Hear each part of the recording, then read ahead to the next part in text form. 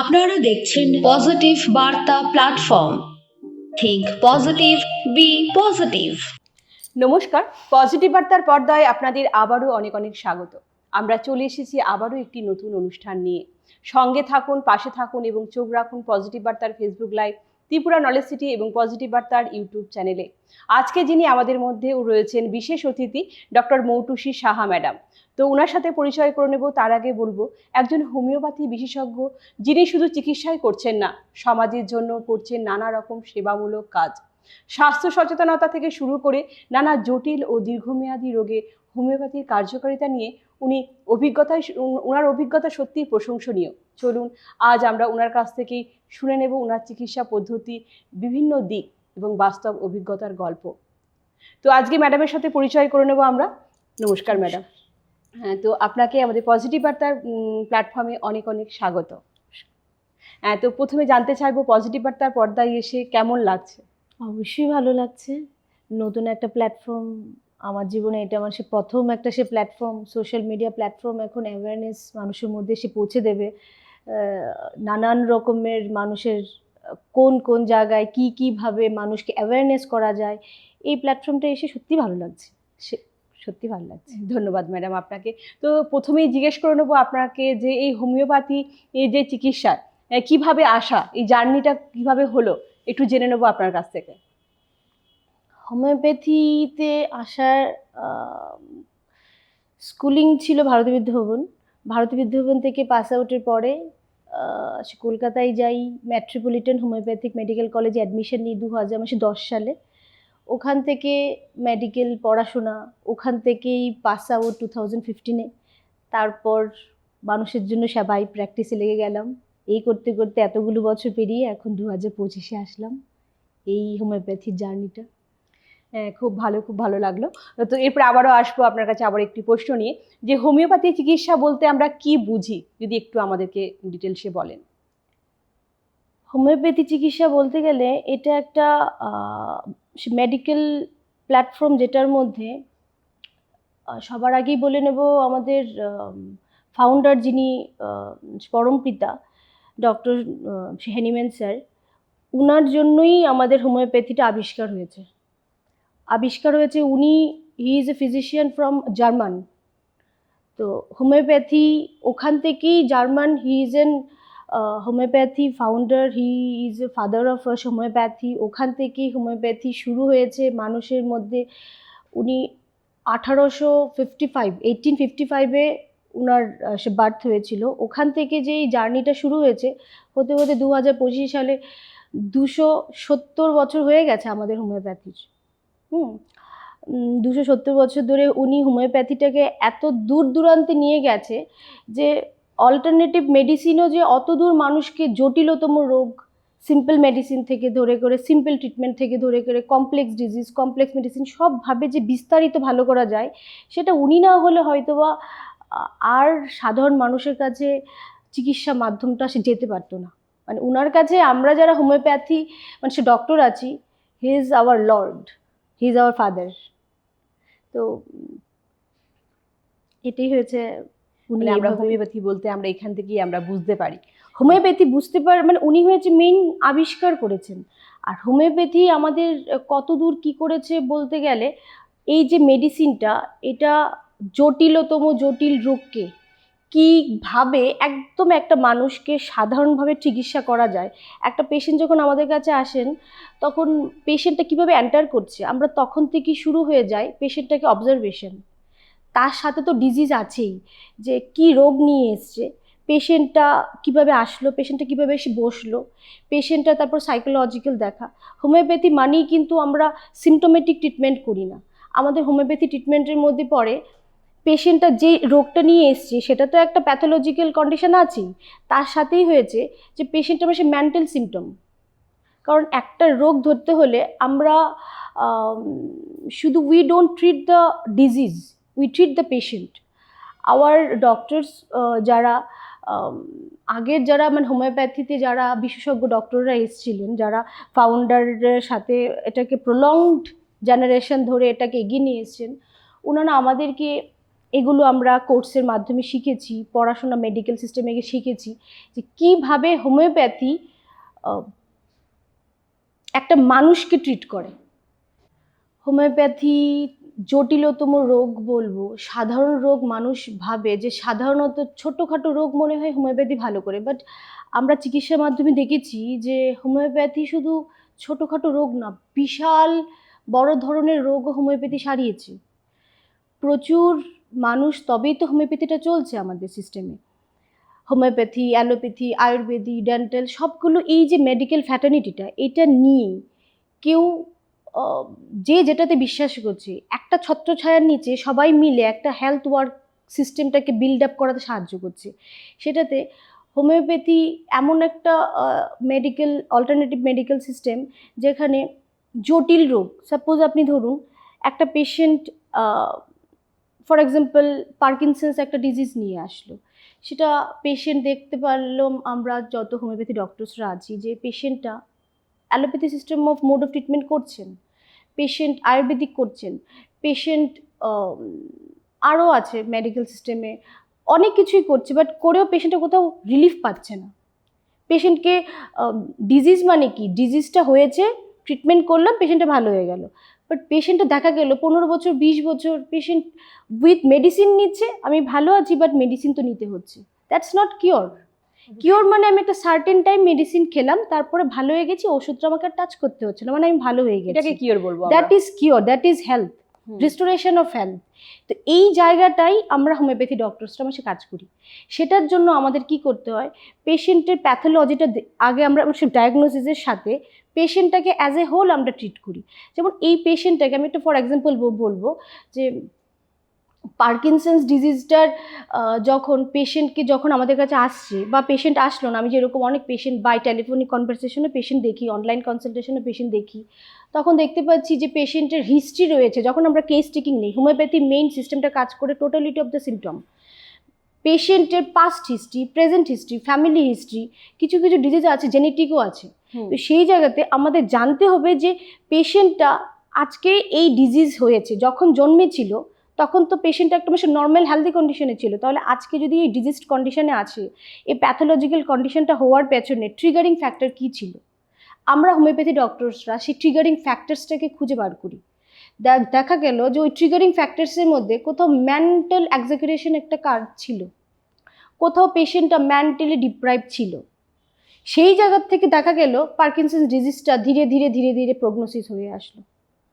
তো এই জায়গাটায় প্রপাগেট করে যখন আসলো, দীর্ঘদিন যাওয়ার পরে পেশেন্টটা তোর ভালো হলো না, ওষুধ নিতে হচ্ছে। আমার এরকম বহু পেশেন্ট এরকম হয়েছে যে হোমিওপ্যাথি করার পরে পার্কিনসন্স ভালো হয়ে গেছে। এটা একটা নিউরোলজিক্যাল ডিজিজ। এই ডিজিজগুলো কোথাও গিয়ে দীর্ঘদিন করার পরেও ভালো হচ্ছে না, এগুলো ড্রব্যাকস, এগুলো আমরা হোমিওপ্যাথি ডক্টররা সারিয়েছি। তারপর আমি আরও কিছু বলবো, সেটার মধ্যে হয়েছে অ্যালার্জির একটা ডিজিজ, সেগুলো হয়েছে আপনি অ্যালার্জি বহু ভ্যারাইটি আছে, মানে ম্যানি টাইপস, তার মধ্যে ডাস্ট অ্যালার্জি বলুন, ফুড অ্যালার্জি বলুন, স্কিন অ্যালার্জি বলুন, তো রাইনাইটিস, তো আরও আছে এরকম। তো সেই জায়গাতে দেখা গেল পেশেন্ট সিমটোম্যাটিক ট্রিটমেন্ট করছে, সিমটমটা হয়েছে, পেশেন্ট ওষুধ খেয়েছে, সামান্য কিছুদিনের জন্য ভালো আছে পেশেন্টটা, বাট ডিজিজটা কিন্তু রিঅ্যাপিয়ার করছে। ওই পেশেন্টটা মেডিসিন নেওয়ার পরে 4-5 ঘন্টা লাগছে কিওর হতে, বা মেডিকেলি একটু বেটার ফিল করার জন্য 2 to 3 আওয়ার্স লাগছে। আমাদের হোমিওপ্যাথি ইনস্ট্যান্ট কাজ করে। তার জন্য একজ্যাক্ট পাওয়ার, একজ্যাক্ট ডায়াগনোসিস, একজ্যাক্ট ভালো মাত্রায় ওষুধ দিতে পড়বে, মানে দেওয়া হলেই পেশেন্টটা ভালো হবে। ঠিক সেই জায়গাটায় এতগুলো ডিজিজ ইনস্ট্যান্ট কাজ করে হোমিওপ্যাথি। সচরাচর এই প্ল্যাটফর্মের মাধ্যমে আমি মানুষদেরকে এটা জানাতে চাইবো, হোমিওপ্যাথি ইনস্ট্যান্ট কাজ করে। কিছু কিছু মানুষের এই চিন্তাটা আছে যে হোমিওপ্যাথি মনে হয় একটু দেরিতে কাজ করবে, ওষুধটা সচরাচর মনে হয় এখন খেলে কাজ করবে না। আমরা তো দেখতে পাচ্ছি পেশেন্ট ইনস্ট্যান্ট হসপিটাল থেকে পেশেন্ট ছুটিয়ে নিয়ে চলে আসছে আমাদের চেম্বারে, এনে ডায়রিয়ার পেশেন্ট 4-5টে স্যালাইন লাগছে, তাও পেশেন্টটা ভালো হচ্ছে না। আমাদের এখানে 8 ঘন্টায় পেশেন্ট ভালো হয়ে যাচ্ছে, ডায়রিয়া একদম পুরো বন্ধ হয়ে যাচ্ছে। তার জন্য perfect diagnosis, perfect disease condition দিয়ে দুটোকে এক করে তারপর আমরা পেশেন্টটাকে অ্যাজ এ হোল ট্রিট করে পেশেন্টটাকে ওষুধ দিলাম। 8 ঘন্টায় পেশেন্টের ম্যাক্স টু ম্যাক্স 1 আওয়ার পেশেন্টের স্টুল বন্ধ হয়ে গেল। এটা তো মানুষ জানে না যে হোমিওপ্যাথি ইনস্ট্যান্ট কাজ করতে হবে। মানে এই জিনিসটা জানতে হলে মানুষের মাধ্যমেই হয়েছে সেই প্রচার, এটাই হয়েছে সেই পজিটিভ পার্টটা। প্রচার যেটা এটা হয়ে গেছে যে হোমিওপ্যাথি ট্রিটমেন্টটা মানে শুরু হলে ওটা দেরিতে কিওর হয় আমাদের না, মানে এটা আমাদের একটা মানুষের প্রচলিত কথা হয়ে গেছে, একটা মানে মিথ যে হোমিওপ্যাথি মনে হয় দেরিতে কাজ করে। না, হোমিওপ্যাথি ইনস্ট্যান্ট কাজ করে। একটা পেশেন্ট আমি বলবো যে ব্রেন স্ট্রোক করেছে পেশেন্টটা, একটা পেশেন্টের হার্ট অ্যাটাক হয়েছে, আপনি এখান থেকে যদি একটা হসপিটালে নিয়ে যান, ওনার বাড়ির থেকে হসপিটাল যেতে অন্তত পক্ষে আপনি ধরে নিন মিনিমাম আধা ঘন্টায় ধরলাম, 15 মিনিট বা আধ ঘন্টা নেবে। এই পেশেন্টটা কি যখন একটা ডোজ হোমিওপ্যাথি মেডিসিন দিয়ে একটা ডোজ হোমিওপ্যাথি মেডিসিন দিয়ে আপনি হসপিটাল নিয়ে গিয়ে দেখলেন, ইসিজি করালেন, এমআরআই করালেন, সিটি স্ক্যান করালেন, এই পেশেন্টের নিমেষে নর্মাল কন্ডিশন। কিন্তু এই পেশেন্টেই যখন বাড়িতে হয়েছে পুরো অবস্থা শোচনীয়। এই পেশেন্টটা সবাই ভাবছে যে পালস চলছে না, বাড়িতে ডক্টর এসছে, ডক্টর এসে থেকে গেছে যে না কন্ডিশন খারাপ, মনে হয় পেশেন্টের এই নিমেষে ডাইং কন্ডিশন, হসপিটাল নিল, পেশেন্টটা ভালো হয়ে যাচ্ছে। আমার কাছে এরকম বহু কেস এসছে, ইনস্ট্যান্ট পেশেন্ট ব্রেন স্ট্রোক করেছে, ব্রেন স্ট্রোকের patient already in a medical treatment কন্ডিশনে ছিল, এরকম 2বার মাইল্ড স্ট্রোক হয়েছে, আসলো আমার কাছে যে ম্যাডাম এরকম আরও 2-3বার হয়েছে। আমি যখন গেছি পেশেন্টকে দেখি, আমার সাথে যখন গিয়ে পেশেন্টকে মেডিসিন দিলাম বা আমার ক্লিনিকে নিয়ে আসলো, পেশেন্টকে মেডিসিন দিলাম, পেশেন্ট হসপিটালে বলুন, জিবিতে বলুন, হাঁপানিয়াতে বলুন, কোনো নার্সিংহোমে বলুন বা আমাদের বাইরে যত আমরা যাই যে জায়গায় আমিও তো কারোর থেকে ট্রিটমেন্ট শিখেছি, আমার গুরুদের থেকে যাদের থেকে ট্রিটমেন্ট শিখেছি, সেম প্রসেসে আমি দেখেছি যে কীভাবে হোমিওপ্যাথি ব্রেন অ্যান্ড হার্টকে একটা বড় কিছু ডিজিজ হওয়ার থেকে প্রিভেন্ট করে রাখে। Patient in dying condition, carbo veg 1 mg দিয়ে দিলাম, পেশেন্টটা গিয়ে কিছুক্ষণ পরে পেশেন্টটা সেন্সলেস হয়ে গেছে, পেশেন্টটা ব্রেন স্ট্রোক হয়ে গেছে। মানে দ্যাট মিনস পেশেন্টটা ব্রেন স্ট্রোকের সিমটম থাকতে হবে, হার্ট অ্যাটাকের সিমটম থাকতে হবে, ওগুলোই তবেই না ডায়াগনোসিস হবে যে পেশেন্টের আদৌ এই ডিজিজগুলো হয়েছিল কিনা। ম্যাজরিটি তো পেশেন্ট এটা ভাবে যে হোমিওপ্যাথি মনে হচ্ছে 4-5টি বই পড়ে নিলাম তবেই মনে হোমিওপ্যাথি হয়ে গেল। No, it's a medical system, various kinds of nerves থাকে, ভ্যারিয়াস কাইন্ডস অফ মাসেল থাকে, কিভাবে কাজ করছে আমাদের শরীরের ভেতরে, এগুলো একটা সিস্টেমের মধ্যে, মেডিকেল সিস্টেমের মাধ্যমে আমরা সে পড়াশোনা করেছি। এটার সাথে যখন ডিরেঞ্জমেন্ট অফ দ্য হেলথ, মানে তার মানেই হয়েছে ডিজিজড কন্ডিশন, এই দুটোকে যখন ডিফারেন্সিয়েট হয় তখনই তো একটা মেডিকেল সিস্টেম বসে। 4-5টি বই পড়ে মেডিকেল সিস্টেম হয় না, অবশ্যই না। সেটার জন্য পেশেন্টকে সঠিকভাবে আগে মানুষের কাছে এই বার্তাটা যেতে হবে যে হোমিওপ্যাথিও দূর দূরান্তে অনেক অনেক ভালোভাবে রূপ সারাচ্ছে। একদম, ধন্যবাদ ম্যাডাম। তো এই যে একটু আগে বললেন আপনি যে অ্যালার্জির কথা, তো আমরা দেখি যে অ্যালার্জি অনেকেরই হয়, কম বেশি থাকে। এই যে বললেন food allergy, skin allergy, dust allergy, বিভিন্ন রকমভাবে অ্যালার্জিগুলো আমাদের অনেকের থাকে আর কি।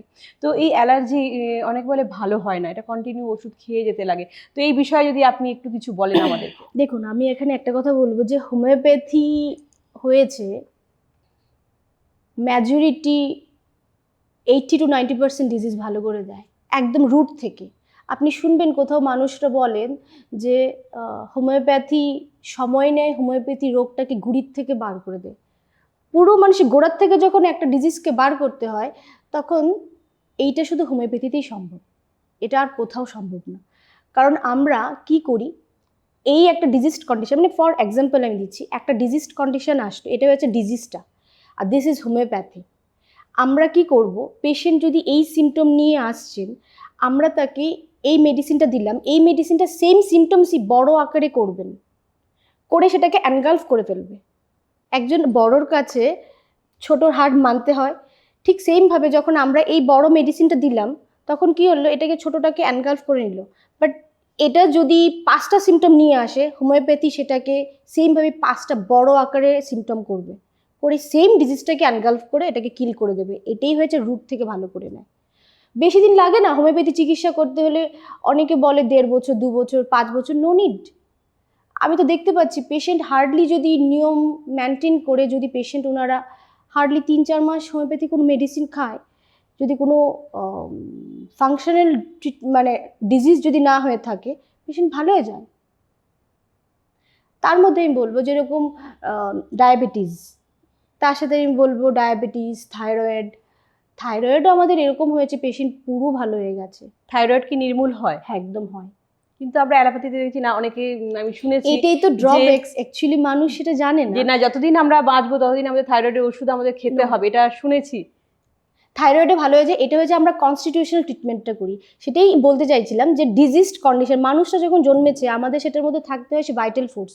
মানে আমি যদি হোমিওপ্যাথির সাথে যদি একটু স্পিরিচুয়ালি কানেক্ট করি, তবে আমি বলবো একটা মানুষ জন্মেছে, মানুষটা তো জন্মের পরে he is dad, he or she is dad. তো মানুষটা জন্মের পরে হি ইজ লিভিং কন্ডিশন, যখন তার মধ্যে সৃষ্টিকর্তা একটা আত্মা দিয়ে দিয়েছে, তখন he or she is in a living condition. তো আমাদের হোমিওপ্যাথির মধ্যেও সেম, একটা হিউম্যান বডি, তার মধ্যে যেই ফোর্সটাকে দেওয়া হয় সেটাকে আমরা বলি সে ভাইটাল ফোর্স। তো আমরা বলি ভাইটাল ফোর্সেরই সেই এক্সট্রা একটা পাওয়ার, যেই পাওয়ারটা নো ওয়ান হ্যাজ সিন। এটার একটা ক্ষমতা থাকে, একটা নর্মাল মানুষকে ডিজিস্ট করেছে, এই ক্ষমতাটা, এই ভাইটাল ফোর্সেরই সেই ক্ষমতাটা থাকে এই ডিরেঞ্জমেন্টটা করে পেশেন্টটাকে আবার ভালো করার। এই ছোট্ট জিনিসগুলো আমি আপনাকে শর্টে বলছি, বাট এটার জন্য একটা টাইম পিরিয়ড নেয় আমাদের, সেটাকে বলে সে হোমিওপ্যাথিক কেস টেকিং। মানে রোগটা কোথা থেকে এসছে, বংশের থেকে এসছে, না ও এনভায়রনমেন্ট থেকে অ্যাডাপ্ট করেছে, না ওর মানে সে নিজের লিভিং স্টাইল থেকে সে অ্যাডাপ্ট করেছে, সব কিছু ট্রিটমেন্ট হয়। যদি কিছু জিনিস যদি ওর নিজস্ব কারণে হয়ে রয়েছে, সেগুলো ইনস্ট্যান্ট ভালো হয়ে যায়।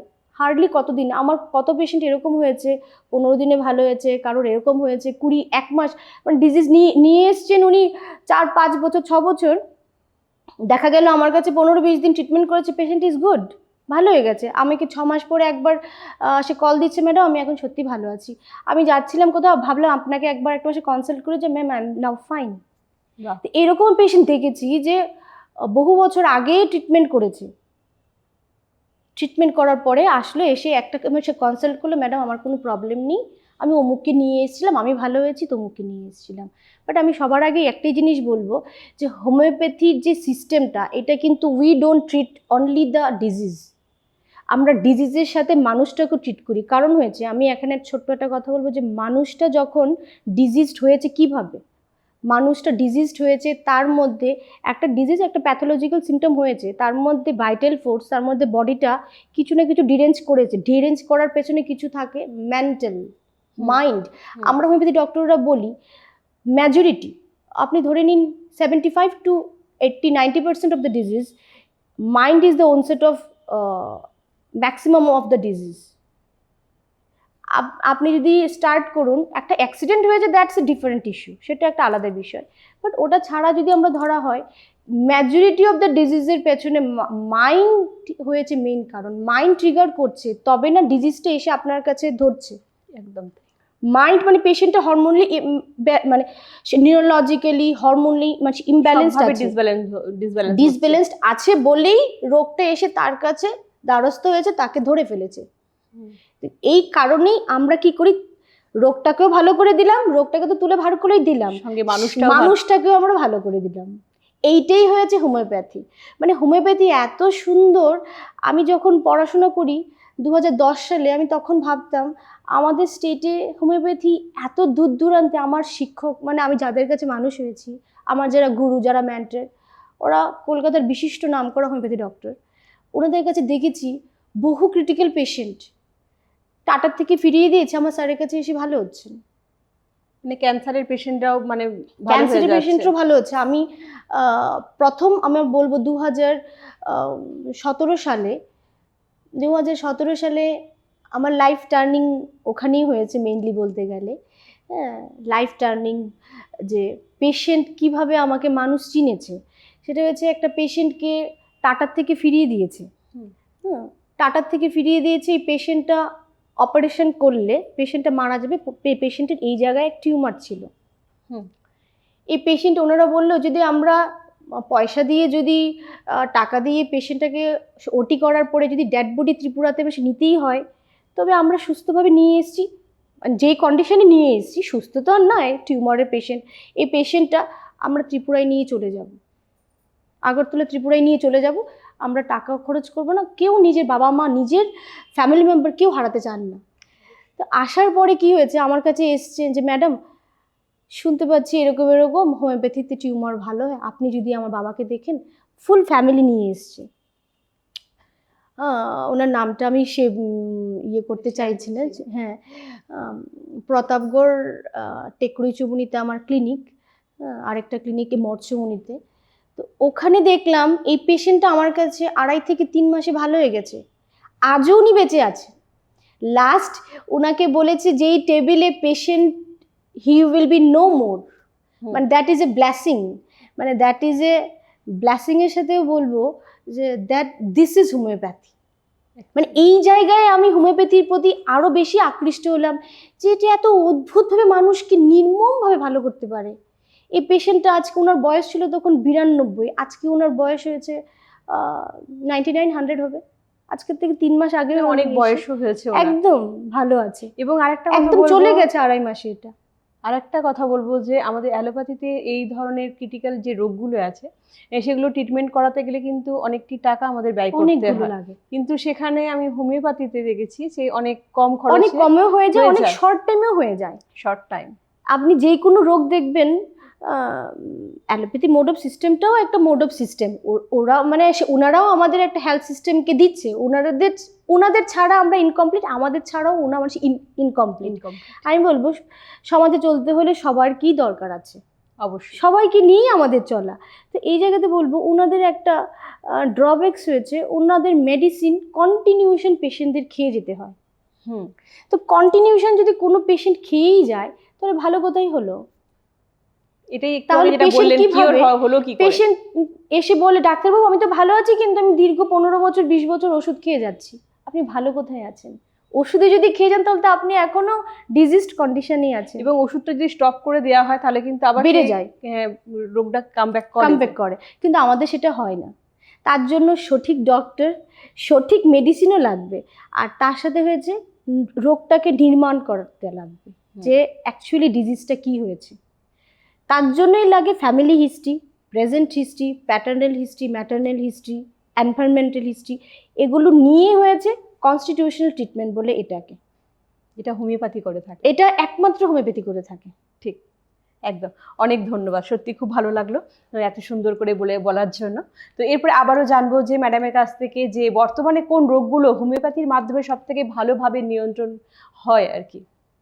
ভালোভাবে নিয়ন্ত্রণ হয়, দেখুন হোমিওপ্যাথিতে একটু আগে বললেন যে অ্যাকিউট ডিজিজও ভালো হয়, ক্রনিক ডিজিজও ভালো হয়। তার মধ্যে আমি অ্যাকিউট ডিজিজ বলবো, যেরকম একটু আগে বললাম অ্যালার্জিক ডিজিজগুলো, any kind of allergic disease ভালো হয়ে যায়, একদম রুট থেকে ভালো হয়ে যায়, পুরোপুরি ভালো হয়ে যায়। হ্যাঁ, তারপরে অনেকে দেখবেন হাড়ের সমস্যায় গোড়ালিতে সকালে ঘুম থেকে ওঠার পরে পা ফেলতে পারছে না, অসুবিধা হয়, ওগুলো অ্যালোপ্যাথিতে ভালো হবে না, ওগুলো একমাত্র হোমিওপ্যাথিতে হয়। আচ্ছা। তো এই জায়গাগুলোতে হয়েছে বনি গ্রোথ, ক্যালকিনিয়াস পার বলে ওটাকে, ওই ট্রিটমেন্টগুলো ইনস্ট্যান্ট, পেশেন্ট হার্ডলি ধরুন 15-20 দিন ভালো হয়ে যায় পেশেন্ট। এই ভালোতে পেশেন্ট 4-5 বছর 6 বছর পেশেন্ট বেরিয়ে যায়। দীর্ঘদিনের অ্যালার্জি সেটাও ভালো হয়ে যায়, দীর্ঘদিনের অ্যালার্জি একদম 100% ভালো হয়ে যায়, ভালো হয়ে যাবেই। দেখুন এখানে সিস্টেমটা হয়েছে, একটা হয়েছে প্যালিয়েটিভ ট্রিটমেন্ট আর একটা হয়েছে course complete cure, 2 types of treatment. এবার প্যালিয়েশনের ট্রিটমেন্টটা কেমন হয়, অল্প দিনের জন্য হয়, সেটা ধরুন আপনার 1.5 মাস 2 মাস প্যালিয়েশন করবে, আপনি 1 বছর অবধি ভালো থাকবেন বা 2 ইয়ার্স ভালো থাকবেন। আর আপনি কোর্স বা কিওর যদি করতে যান তাহলে ওটা 3 থেকে 4 মাস, ম্যাক্স টু ম্যাক্স আপনার 4.5 থেকে 5, এর বেশি হয় না হোমিওপ্যাথি। এই পেশেন্টটা ভালো তো হয়, এই পেশেন্টটা ভালো হয়ে ওনার সাথে যে আরও কোথাও যদি কোনো ডিজিজ থাকে বডিতে এটাও ভালো হয়ে যায়। ওই যে we treat the whole patient along with the disease. একদম। তার সাথে আমি বলবো পিসিওডি, এখন আপনি দেখতে পাবেন ফিমেলস ভীষণভাবে সাফার করছে, বাচ্চা মেয়েরা আমার কাছে নিয়ে আসছে পিসিওডিতে। মেয়েদের মেনস্ট্রুয়াল ডিজিজ, মাসিকের সমস্যা, যেটা একটা লাইফ থ্রেটনিং হয়ে দাঁড়াচ্ছে একদম আগামী প্রজন্মের জন্য, সেই জায়গাতে ভীষণভাবে ভালো কাজ করে হোমিওপ্যাথি। মেয়েদের দেখবেন সাদা স্ট্রাপের সমস্যা হচ্ছে, এই ডিজিজগুলো মেজরিটি পেশেন্টরা কি করে, ডার্মাটোলজিস্ট দিয়ে যে ট্রিটমেন্ট করে পেশেন্ট ভালো হয় না। তার সাথে আমি বলবো স্কিন ডিজিজের সাথে বলবো, অনেক স্কিনের অ্যালার্জির সাথে অনেক স্কিন ডিজিজ আছে, যেরকম দাউদ, রিংওয়ার্ম, কোথাও ভালো হচ্ছে না পেশেন্ট, মলম লাগাচ্ছে আবার হচ্ছে, মলম কিছুদিনের লাগাচ্ছে জন্য আবার হয়তো রিমুভ হচ্ছে, আবার ব্যাক করছে। ব্যাক করছে। এটা একদম ডিজিজটা একদম রুট থেকে সারিয়ে দিচ্ছে হোমিওপ্যাথি। এটাকে সারানোর পেছনে দেখতে হবে যে ওই যে mind is the onset of every kind of disease. তারপরে হয়েছে, আর তারও সাথে বলবো আইবিএস। আমি যদি জিআই ট্র্যাক্টের ধরি, পেশেন্টে দেখবেন আলসার, গ্যাস্ট্রাইটিস, পেশেন্ট অনেক দীর্ঘ 10 বছর গ্যাসের ওষুধ খাচ্ছে, পেশেন্ট ভালো হচ্ছেন না। আইবিএস, গ্যাস্ট্রাইটিস ইনস্ট্যান্ট হোমিওপ্যাথিতে ভালো হয়। মানে আমি বহু পেশেন্ট পেয়েছি যে কোলাইটিসের পেশেন্ট ভালোই হয়নি, পেশেন্ট না খেতে খেতে, এবং বহু পেশেন্টের হিস্ট্রি আছে পেশেন্ট মারাও গেছেন কোলাইটিসের। এত হেভি পরিমাণ এই ওষুধ খেতে খেতে লাস্টে ওদের তো মনে হয় স্টেরয়েডও দিতে হয়। স্টেরয়েড ইজ ভেরি হার্মফুল, এটা মানে বডিটাকে অবস্থা একদম শোচনীয় করে দেয়, শোচনীয় মাত্রায় তুলে ধরে এটাকে ধ্বংসই করে দেয়। তো সেই জায়গাতে মানে পেশেন্ট বারবার বাথরুমে যাচ্ছে আসছে, বাইরে কোথাও খেতে পাচ্ছে না, ঘরে কোথাও খেতে পাচ্ছে না। সেই জায়গাতে এই যে আইবিএসের মধ্যে পেশেন্ট কখনো পায়খানা সে কনস্টিপেটেডও হতে পারে, বা পায়খানার সাথে স্টুলের সাথে পেশেন্টের যাবে, মিউকাস যাবে। এই পেশেন্টগুলো ইনস্ট্যান্ট পেশেন্ট আমি দেখেছি, ম্যাডাম 2 সপ্তাহ ওষুধ খেয়েছি, এত ভালো আছি যে আমি বিগত 10 বছর এত ভালো ছিলাম না। ঠিক আছে, আপনি ভালো হলে তবে কোর্স করবেন। আমি কারোকে ইনফ্লুয়েন্স করি না আমার কাছে কোর্সের জন্য। আমি সবাইকে অনেকে এটা বলবো যে পাইলসের প্রবলেম হয়, এইটাই বিশেষটা আমি আসছিলাম। এবার পাইলসের জিনিসটা কি হয় কি বলুন তো, একটা কতগুলো স্টেজ থাকে আমাদের পাইলসের। এবার পাইলস যখনই পেশেন্ট কি হয়, ইনিশিয়াল স্টেজে পাইলসটাকে পেশেন্ট চাপিয়ে রাখতে পেশেন্টের কন্ডিশন যখন মানে এক্সাগারেট করে একদম ভাস্ট স্টেজে আসে, তখন পেশেন্ট কি করে হোমিওপ্যাথি করার জন্য ওদের কাছে সময় নেই, বাট ওখানেও আসলে পেশেন্ট ভালো হয়। বাট পেশেন্ট না এসে কি করে, পেশেন্ট চলে যায় কি অপারেশন করায়, ব্যান্ডিং করায়, পেশেন্ট অপারেশন করিয়ে ওটাকে কিছুদিন আবার ওই করায়, কি জানি বলে, আয়ুর্বেদিক না ওটা, মানে বনাজি কিছু করায়, আয়ুর্বেদিকও করায় আমি শুনেছি। বাট এটার কমপ্লিকেশন কি, পেশেন্ট তারপরেই সাফার করে ফিস্চুলা, তারপরেই সাফার করে ফিশার তখনও থাকে। বাট এই যে ফিস্চুলা, আমার কাছে প্রচুর পেশেন্ট ভালো হয়েছে। আমার কাছে কি বলবো, আমি জিনাদের সাথে শিখেছি, আমার কাছে না এক্সট্রা আমাদের পরমপিতা হ্যানুম্যান শাড়ি তৈরি করে দিয়ে গেছে মানুষের উপকার করার জন্য। এমনও দেখেছি পেশেন্ট 1 বছরে 4 বার অপারেশন করেছে ফিস্চুলা, তারপরে হচ্ছে। কিন্তু এই পেশেন্ট যখন হোমিওপ্যাথি করছে আমার কাছে এসে, আমার স্যারদের কাছে যখন দেখলাম, আমার গুরুদের কাছে, এই পেশেন্ট আর হয়নি। 2 বছর 3 বছর পরে ম্যাডাম আর প্রবলেমই হচ্ছে না। মানে এত দূর হোমিওপ্যাথি কাজ করতে পারে যদি সঠিক মাত্রায় সঠিক ডায়াগনোসিসে মেডিসিন পড়ে। তবে কি হয়, অনেকে মনে করলো না আমি ওষুধের দোকান থেকে মেডিসিনটা মানে খেয়ে নিলাম, তখন কিন্তু এটা মানে এক্সাক্ট মাত্রায় তার বডির হিসেবে পড়েনি। কারণ তখন জানবে না যে একটা বাচ্চার কি ডোজ, তখন জানবে না একটা অ্যাডাল্টের কি ডোজ, বা ওই ডিজিজটার জন্য এক্সাক্ট কোন মাত্রার ওষুধ দিলেই পেশেন্টটা ভালো হবে। ঠিক, কোথাও আমাদের হোমিওপ্যাথি মেডিসিন মাদার কাজ করে ভালো, কোথাও লো পোটেন্সি ভালো কাজ করে, কোথাও হাই পোটেন্সি ভালো কাজ করে। সেই মাপটা জানতে লাগবে, সেই মাপটা জানার জন্যই একটা সিস্টেমে পড়াশোনা, সেটা হয়েছে BHMS, আমাদের হোমিওপ্যাথিক মেডিকেল সায়েন্স। এটা একটা সিস্টেমের ধরে একটা মেডিকেল সিস্টেম। তো আগে আপনাকে রোগ পড়ানো হবে, মানে আগে আপনাকে ফিজিওলজিক্যাল কন্ডিশন পড়ানো হবে যে আপনার সুস্থকর বডিতে কি কি হয়, তারপর আপনাকে অসুস্থকর বডিতে পড়ানো হবে, তারপরে দুটোকে কম্বাইন করে কিভাবে আপনি ওষুধ দিয়ে পেশেন্টটাকেও ভালো করলেন, সাথে এই ডিজিজগুলোকে ভালো করে দিলেন। পেশেন্ট যখন আমাদের কাছে এমন হয় যে ডিজিজের জন্য আমি আপনার কাছে যাইনি, হয়তো সেগুলো আমার নির্মূল হয়ে যাচ্ছে। এটা এক্স্যাক্টলি এটাই আমি এখন বলতে চাইছিলাম, যে পেশেন্ট দেখা গেল ওনার কোনো ডিজিজ নেই, পেশেন্টের কোনো রকমের ডিজিজ নেই, বলছে ম্যাডাম আমার তো কোনোদিন কোনো ডক্টরের কাছে যেতে অসুবিধাই ফিল করিনি, আমার কোনোদিন কোনো প্রবলেমই হয়নি, কিন্তু জাস্ট আমি কারোকে নিয়ে এসে জাস্ট আপনার কথা শুনে মনে হলো যে ম্যাডাম আমি তো এই সবগুলো ডিজিজে সাফার করছি। তখন এই ডিজিজগুলো দেখা গেল ছোট ডিজিজ, আমি একটা ছোট ডিজিজ বললাম। অনেক বয়স্কদের দেখবেন হাতের তালু পায়ের তালু জ্বালা করছে, পেশেন্ট দেওয়ালে হাত লাগিয়ে রাখছে, পা দেওয়ালে লাগিয়ে রেখেছে, পায়ের পাতে জ্বালা করছে, ফ্লোর মেজে পা লাগিয়ে রেখেছে। দেখা গেল পেশেন্ট পরে জানতে পারলো যে এইটা actually neurological disease, this is a kind of anxiety neurological disease. এটার পেছনে mind is the triggering factor. উনি কোথাও কোথাও কোথাও গিয়ে ওনার কোনো একটা ডিপ্রেশন ছিল, সেটাকে উনি কারো কাছে স্প্রেড করতে পারেনি। বা দেখা গেছে উনি একটা সময় প্রচুর পরিমাণে বেশি নিম পাতা লাগিয়েছে মানুষ, সেটা আমরা হোমিওপ্যাথি ডক্টররা অনেকেই জানি না আমরা, যে পেশেন্ট কি করলো, যে সবাই বলে, আমি সোশ্যাল মিডিয়ার মাধ্যমে একটা জিনিস সবাইকে বলতে চাইবো, যে আপনারা ভাবেন যে নিম পাতাটা ভালো, তা কিন্তু না। নিম পাতা থেকে কিন্তু প্রচুর রকমের ডিজিজ হয়, অনেক রকমের মাইক্রো অর্গানিজম থাকে যেটা নিম পাতার মধ্যে থাকে। নিম পাতার মধ্যে সালফার থাকে। নিম পাতা লাগানোর পর আমি প্রচুর পেশেন্ট ভালো করেছি যেগুলোর মধ্যে নিম পাতা হিস্ট্রি ছিল। সানবার্নের পেশেন্ট আসুক, সান অ্যালার্জির পেশেন্ট আসুক, সেই পেশেন্ট মাসিকের পেশেন্ট আসুক, সেই পেশেন্টের কোনো নিউরোলজিক্যাল ডিজিজ থাকুক, সেই পেশেন্টের অ্যাংজাইটি থাকুক, সেই পেশেন্টের পায়ের তালু হাতের তালু জ্বালা থাকুক, নিম হয়েছে এটার অরিজিনাল রিজন। মেয়েদের মুখে আমি বলবো অনেকে ব্রণ হচ্ছে, ব্রণতে কি করলো, নিম পাতা বেটে লাগিয়ে দিল। এই মেয়েটাই এই মেয়েই হোক বা ছেলেই হোক, কিছুদিন পরে ওর অ্যালার্জিতে ডেভেলপ করে ফেললো, এটা বেড়ে গেল, ওটা বেড়ে গেল। নিম পাতাটা ভীষণই হার্মফুল।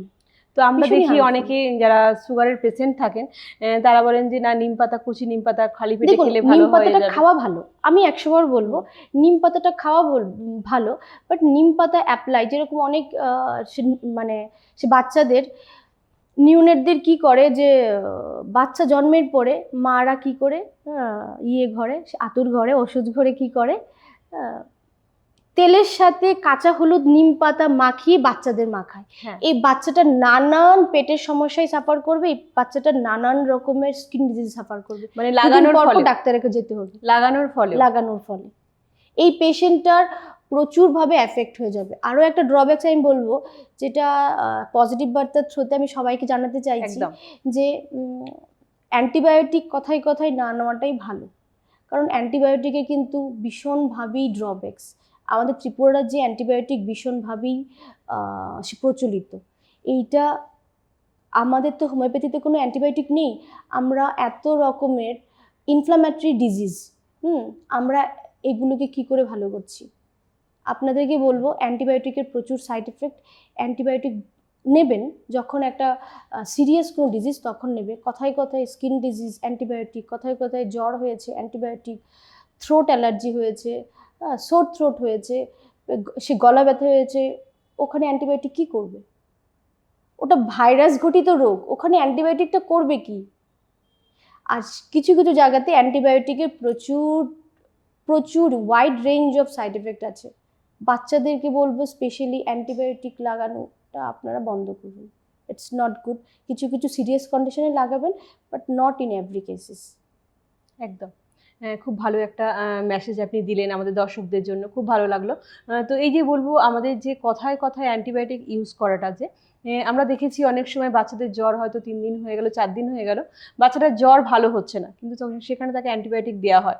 আবার বা গলা ব্যথা, যেটা বললেন আপনি, গলা ব্যথা তো অনেক সময় দেখি যে মানে বাচ্চাদের 3-4 দিন হয়ে গেল, বাচ্চাটি খেতে পারছে না, অসুবিধা ফিল করছে প্রচণ্ডভাবে, তখন সেখানেও অ্যান্টিবায়োটিকটা দেওয়া হচ্ছে।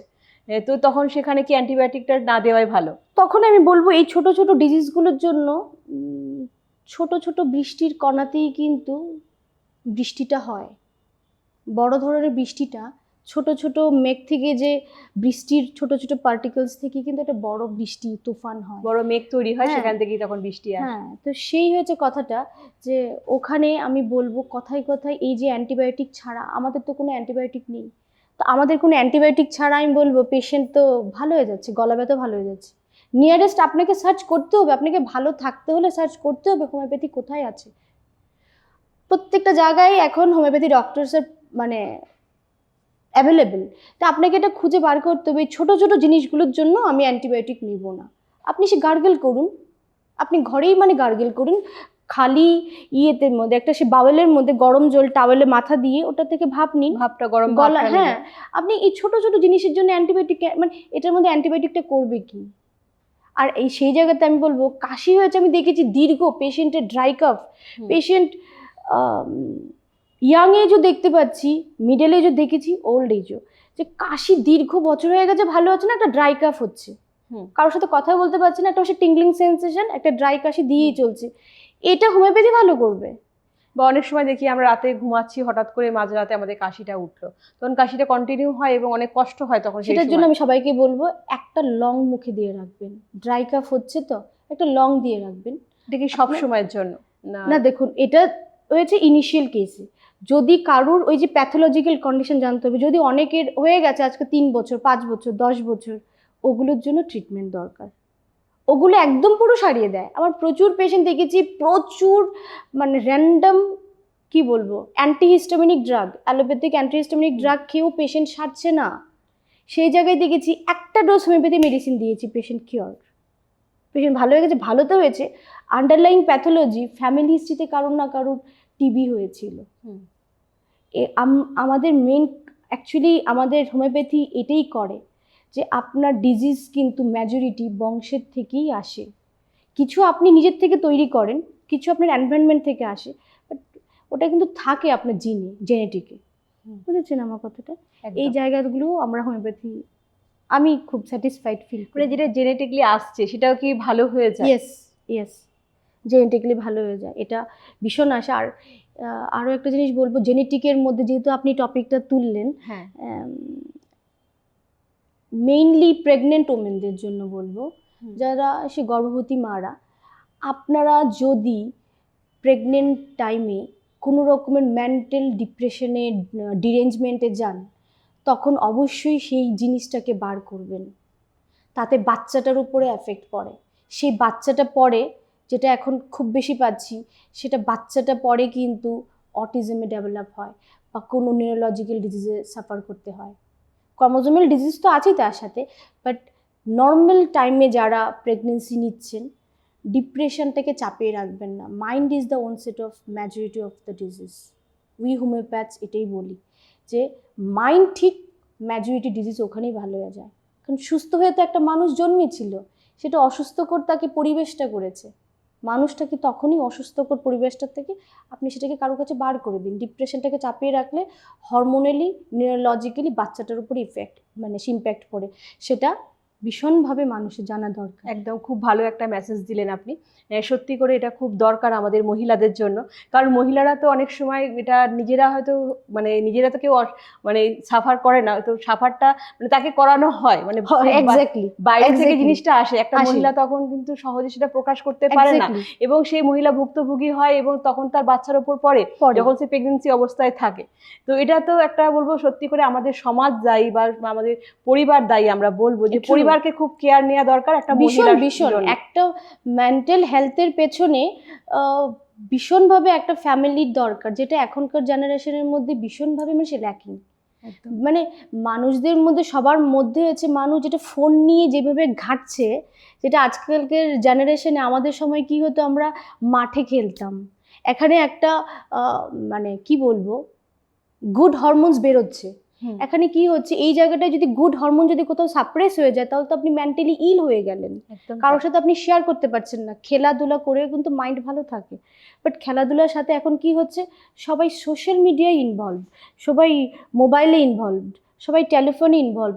ইটস ভেরি ব্যাড, কারণ হচ্ছে neurological disease is coming from brain. সারাক্ষণ ফোনে থাকছে, সে ব্লুটুথ স্পিকার লাগিয়ে রাখছে, ওগুলোর থেকে রেডিয়েশন আসছে, নিউরোলজিক্যাল ডিজিজ হওয়ার প্রচুর বেসিক। এগুলো মেজরিটি মানুষ জানে না, যাদের স্লিপ ডিসঅর্ডার হচ্ছে, পার্কিনসন্সও এটার মধ্যে একটা কারণ আছে। Many disease, neurological disease, radiation, যাদের চোখেরও প্রবলেম হচ্ছে, আমি বলবো রেডিয়েশন জাতীয় জিনিস কম লাগানো ভালো। তার জন্য তারের ফোন ভালো। এই তার দিয়ে দেখবেন অনেকে যে ফোনে কথা বলে, আমাদের সময় ছোটোবেলায় ছিল। হ্যাঁ, আমি তো সেটা কলেজে গিয়ে পেয়েছি, ফোন তো এখন বাচ্চারা শিখায় আমাদেরকে। হ্যাঁ, ভীষণভাবে বলবো ফোনটাকে দূরে রেখে কথা বলা ভালো, লাউডস্পিকারে কথা বলা ভালো। এটা বাচ্চাদেরও ভীষণভাবে এফেক্ট দেয়।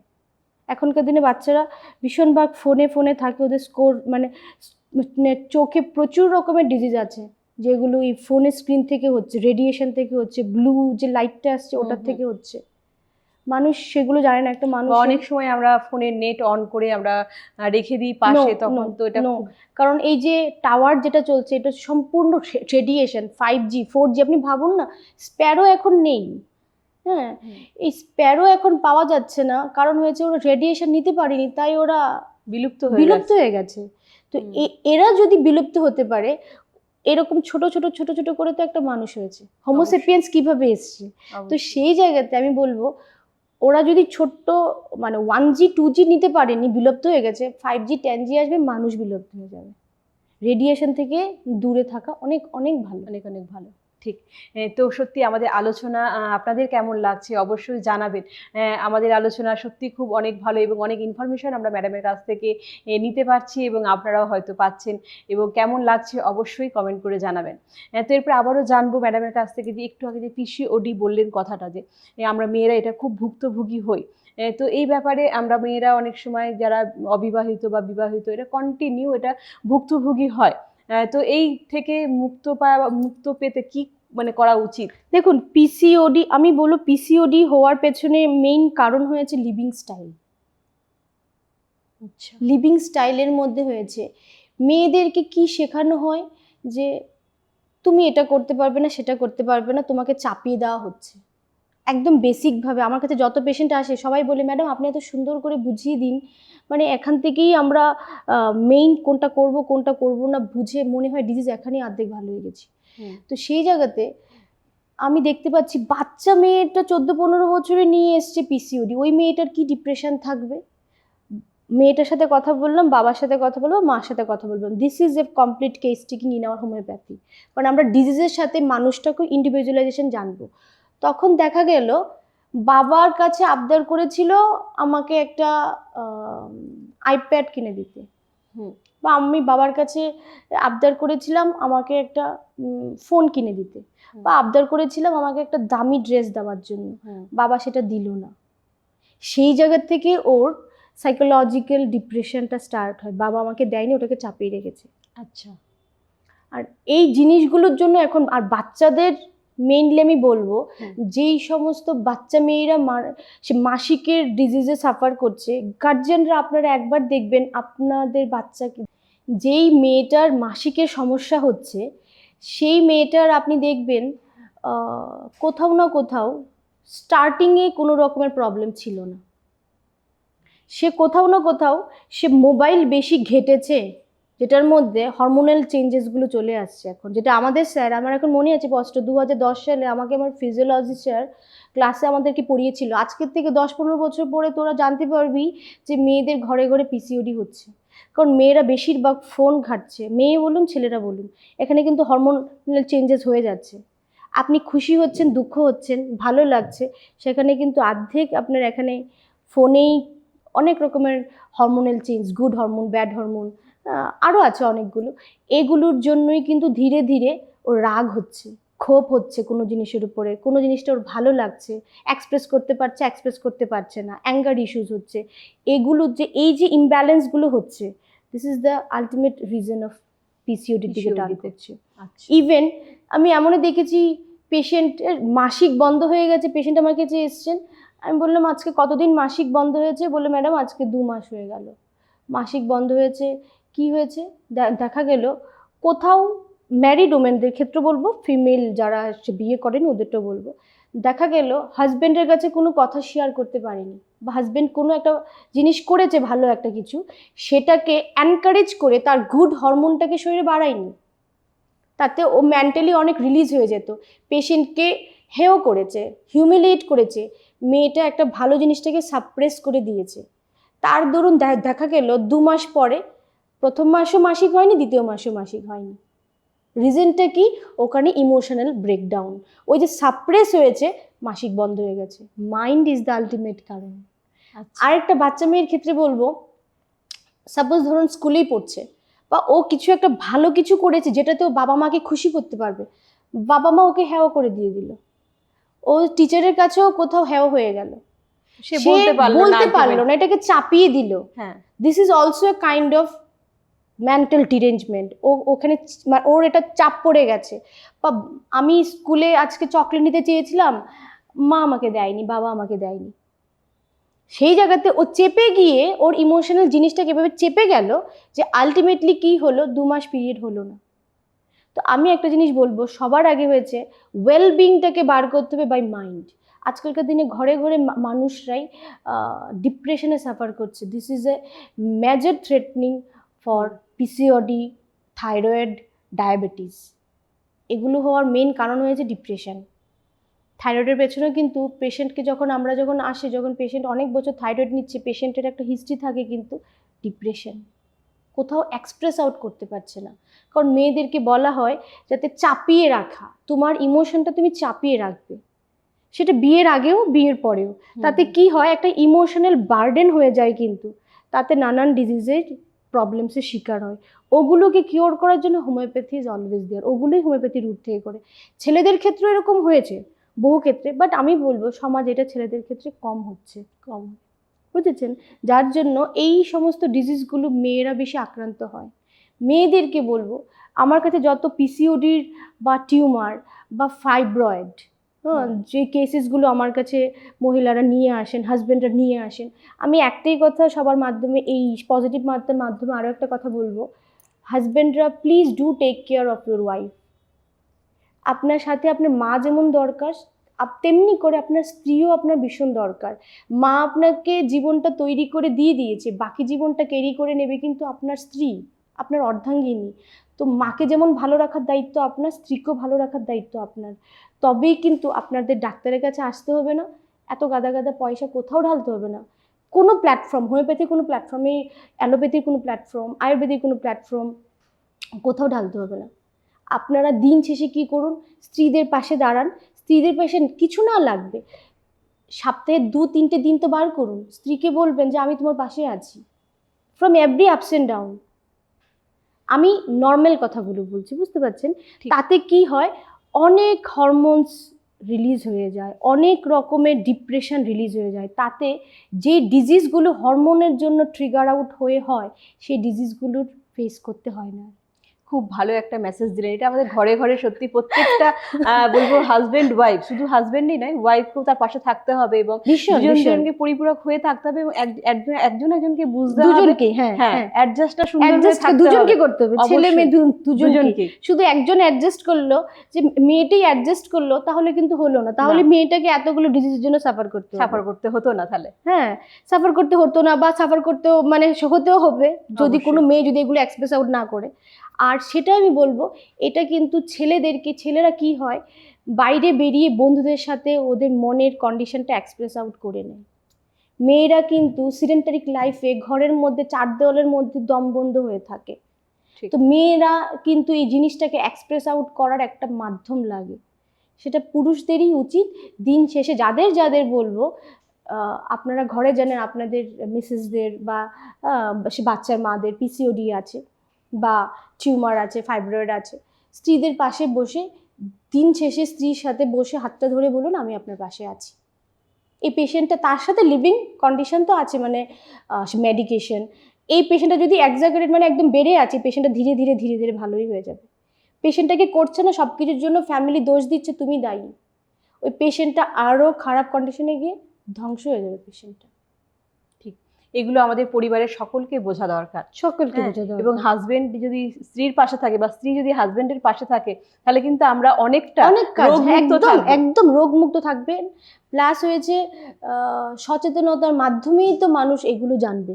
ঘরে ঘরেই তো এখন আপনি দেখবেন প্রত্যেকটা মানুষ, নো ওয়ান ইজ হ্যাপি, সবার ঘরে ছোট এই মেইন প্রবলেমের কারণ হয়েছে আমরা হোমিওপ্যাথি ডাক্তাররা, যেটা mainly we are thankful to our master doctor Samuel Hahnemann sir, কি mind is the onset of every disease, majority of the disease.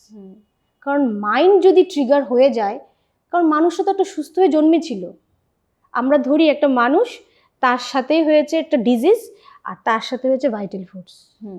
মানে ভাইটাল ফোর্সটাকে যদি আবার স্পিরিচুয়ালি বলেন, সেটা হচ্ছে আত্মা, পরমাত্মা, যেটা আপনাকে একটা শক্তি, একটা আনসিন শক্তি, যেটা আপনার বডিটাকে চালাচ্ছে। ঠিক, বুঝতে পারছেন? আমরা সবটাকে ঠিক করে দিই, মানুষটাকেও ঠিক করে দিলাম, ডিজিজটাকেও ঠিক করে দিলাম। এটাই হচ্ছে হোমিওপ্যাথি, দূর দূরান্তে এটাই করে এসছে, দেশে বিদেশে এইভাবেই হোমিওপ্যাথি প্রচারটা হলো। কারণ আমাদের স্যার তো ওনার বাড়ি জার্মান, আমাদের মাস্টার হ্যানিম্যান স্যার, ওনার বাড়ি জার্মান, উনি এসে মারা গেছেন প্যারিসে। তো 250 বছরের উপরে একটা মেডিকেল সিস্টেম চলছে। তো এইভাবেই বলবো, এটার মানে সে good sign, people should accept this knowledge কি এইভাবে হোমিওপ্যাথি রুট থেকে ভালো করে, ইনস্ট্যান্ট ভালো করে। এই যে পিসিওডি বলুন, ফিস্চুলা বলুন, এই ক্রিটিক্যাল কেসেসগুলো আমরা দেখেছি পেশেন্ট 3-4-5 মাসে ভালো হয়ে যাচ্ছে। আচ্ছা, পেশেন্ট ভালো হয়ে যাচ্ছে, কারণ হয়েছে আগে পেশেন্টকে জানতে হবে কি হয়েছে, কোথায় হয়েছে, কেন এটা কবে বারবার থেকে ফিরে হয়েছে, আসছে, কবে কি থেকে। থেকে হচ্ছে, কিভাবে হচ্ছে, কেন Yes, হচ্ছে। এটাই হচ্ছে সম্পূর্ণটাকে বলে কেস টেকিং। হুম। এই সম্পূর্ণ বিষয়টা হয়েছে কেস টেকিং, এটার ওষুধ আমরা তারপরে দিয়ে পেশেন্টটাকে ভালো করি।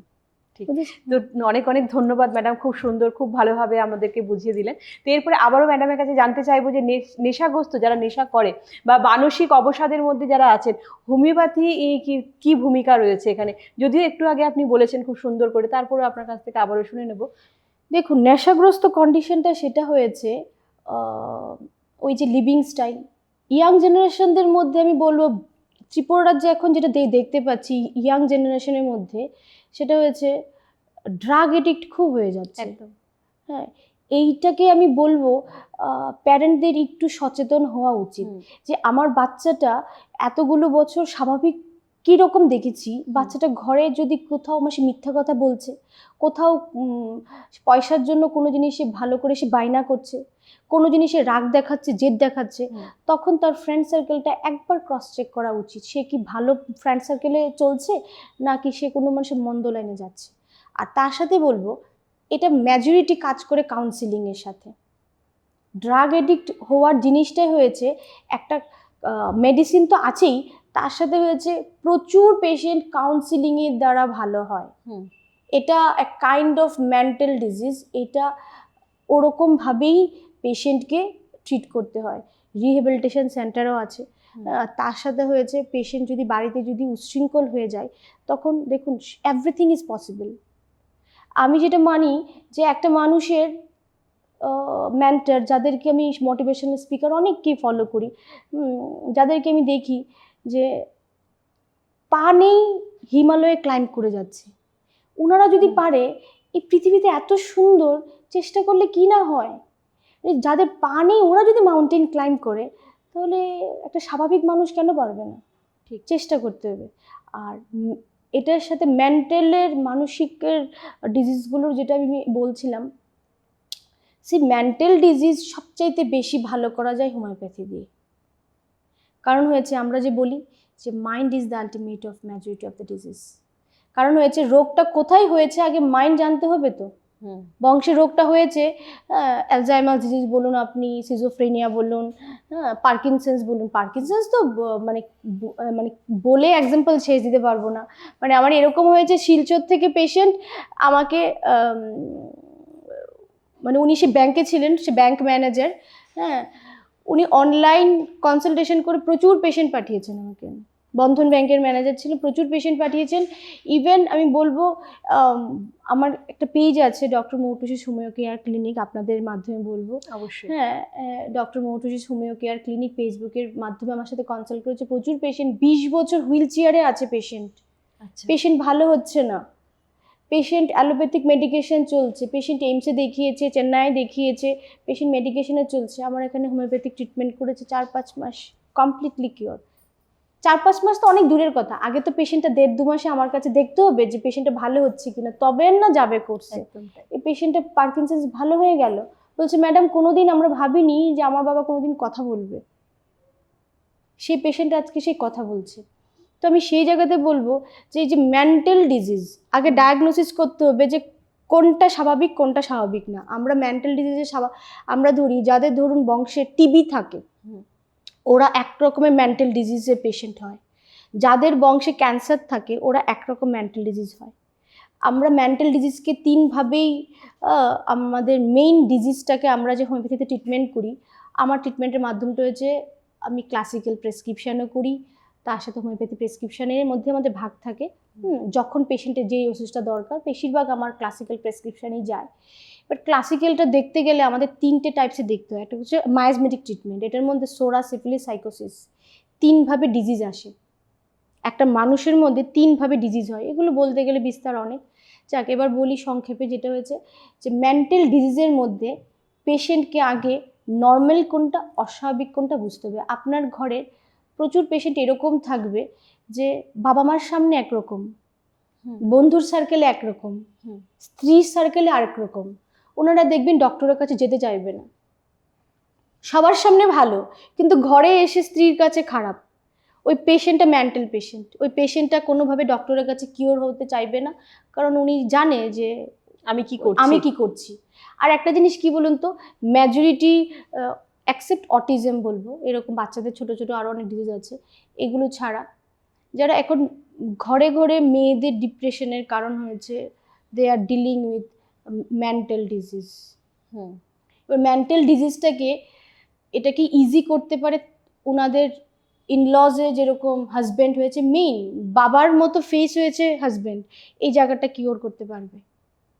হুম। কিন্তু দেখা গেল হাজব্যান্ডই মেন্টাল ডিজিজ, তখন কি হলো, হাজব্যান্ডের যদি মেন্টাল ডিজিজ থাকে এইভাবে মানে অস্বস্তিকর পরিবেশে স্ত্রী থাকতে পারবে না, ওই স্ত্রীটা আগে পরে অনেকগুলো নিউরোলজিক্যাল ডিজিজ সাফার করবে, আলটিমেটলি ওকে লাইফ ধ্বংস হয়ে গেল, ওকে ওখান থেকে বেরিয়ে আসতেই হবে। তার সাথেও বলবো একটা মেয়ের ক্ষেত্রেও যদি সেম হচ্ছে, একটা ছেলের ক্ষেত্রেও সেম। বুঝতে পারছেন? আপনি বুঝতে পারছেন যে আপনার স্ত্রী বাইরে কোথাও একরকম, ঘরে একরকম, বন্ধুদের সামনে একরকম, আত্মীয়স্বজনে একরকম, আপনার কাছে অনেক কিছু ডিমান্ড করছে বা অনেক কিছুর জন্য ঝামেলা করছে, তাহলে আপনারও ওখান থেকে একটা সময়, একটা সার্টেন টাইম আপনারা অবজার্ভ করবেন, ওখান থেকে বেরিয়ে আসা ভালো। নয়তো আপনিও নানান রকমের ডিজিজে, মেন্টাল ডিজিজ আমি বলছি মেইনলি, মেন্টাল ডিজিজে আপনি সাফার করবেন, এগুলো শেষ নেই, বিস্তারিত বলতে গেলে। তো এগুলো কি হোমিওপ্যাথিতে নির্মূল হয়? দেখুন আমি একটা জিনিস বলবো, মেন্টাল ডিজিজ থেকেই কিন্তু সাইকোসোমাটিক ডিজিজগুলো, সোমাটিক ডিজিজগুলো হয়। মানে হয়েছে মাইন্ড যখন আপনাকে ট্রিগার দেবে, ডিপ্রেশন দেবে, তখন দেখবেন হাত কাঁপবে, কেউ জলের গ্লাস ধরছে পড়ে যাচ্ছে, হ্যাঁ ভালো করে ধরতে পারছে না, খেতে পারছে না, বা ধরুন পেশেন্ট কারোর সাথে কথা বলতে পারছে না, কারোর কাছে এক্সপ্রেস আউট করতে পারছে না, নানান রকম। ছেলেদেরও থাইরয়েড হয়, আপনি কি জানেন সেটা? ছেলেদেরও থাইরয়েড হয়। ছেলেদের হাইপার টেনশনের পেছনেও একটা কারণ, 60-র ঊর্ধ্বে যারা হয়, মেজরিটি দেখবেন 45-47-এর পরেই ছেলেদের একটা হার্টের বিপির একটা প্রবলেম হচ্ছে। কারণ হচ্ছে ছেলেরা কোথাও না কোথাও deprived by emotionally, express out করতে পারছে না। ওটা বন্ধুর কাছে বলে লাভ হবে না, ওটা ঘরে মার কাছে বলুন, নয়তো স্ত্রীর কাছে বলুন। বললে ওনারা আপনাকে জীবনপথটা সুন্দর করে দেবে। বন্ধুরা আসবে দুদিন পরে, একদম বন্ধুরা ওখানে এসে আপনাকে, কিছু কিছু ভালো বন্ধুরাও আছে, আগে আপনাকে চুজ করতে হবে যে বন্ধুটা ভালো কে, কার সাথে গেলে আমার জীবনটা ভালো হবে।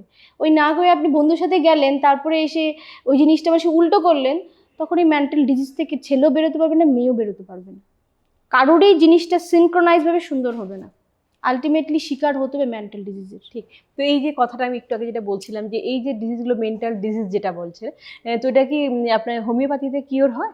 হ্যাঁ, কারণ আমরা তো সবার আগে পেশেন্টের যে কোনো ডিজিজ নিয়ে আসুক, মাইন্ড আগে নিয়ে নিই।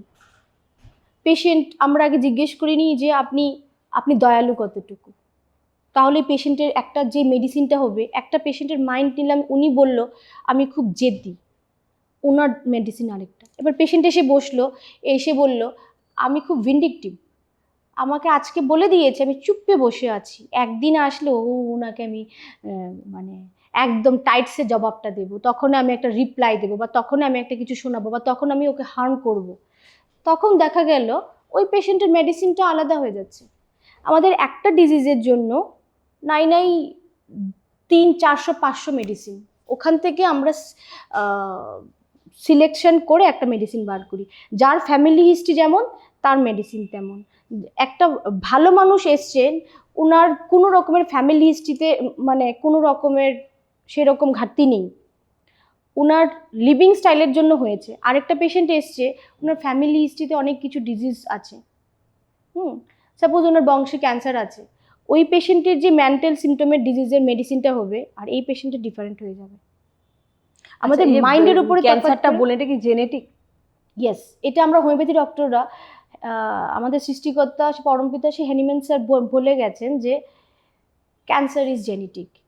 এটা দীর্ঘদিন পরে এখন অনেক ডক্টররা, অ্যালোপ্যাথি ডক্টররা এটা মানছেন। আমার সাথে অনেক ক্যান্সার স্পেশালিস্টের সাথে আমার ভালো টার্মস আছে, ওনারা বলেন যে ইয়েস ইজ ভেরি ট্রু, ওনারা এখন এটাকে মানছেন। কিন্তু আমাদের সময়, মানে আমরা যখন ভর্তি হই, আমি তো মেডিকেল সিস্টেমে আজকে 15 বছর ধরে আছি, আমার বাবাও মানে সে হেলথ সিস্টেমেই ছিলেন। তো তখন থেকেই আমরা জানি যে ক্যান্সার একটা লাইফ থ্রেটনিং ডিজিজ, এটার পেছনে ফ্যামিলি ব্যাকগ্রাউন্ড থাকতে হয়। আর বংশে যদি ক্যান্সার থাকে, এটা পরবর্তী জেনারেশন এটা 19% Suffer আছে, করে। 90% চান্স আছে পেশেন্টের হওয়ার।